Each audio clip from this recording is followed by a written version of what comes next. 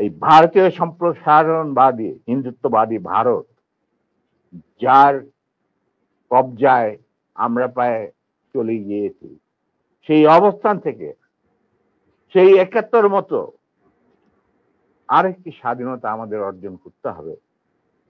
তা না হলে তোমাদের বিপ্লব ব্যর্থতাই পর্যবেসিত। জনতা যারা ফ্যাসিবাদ বিরোধী আন্দোলনে আংশিক বিজয় অর্জন করেছেন, তাদেরকে আমি অভিনন্দন জানাই, সাথে লাল সালাম জানাচ্ছি। তবে বিপ্লব একটা সমাজে, যে কোনো রাষ্ট্রে একটি চলমান প্রক্রিয়া। সেই অর্থে তাদের বিজয় কিন্তু এখনো পুরোপুরি ভাবে অর্জিত হয়নি। তার জন্য আরো সংগ্রামের প্রয়োজন।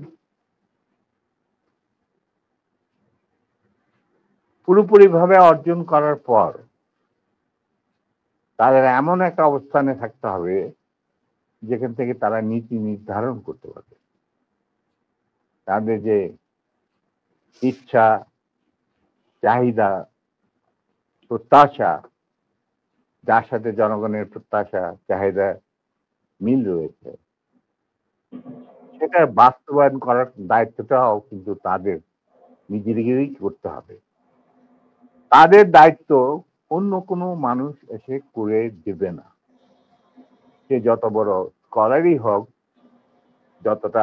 যতগুলি মেডেলের অধিকারী হোক, আমার দীর্ঘ জীবনের অভিজ্ঞতা বলে যে বিপ্লবী যে লক্ষ্য থাকে, সেই লক্ষ্য একমাত্র বিপ্লবীরাই সাধন করতে পারে, অর্জন করতে পারে।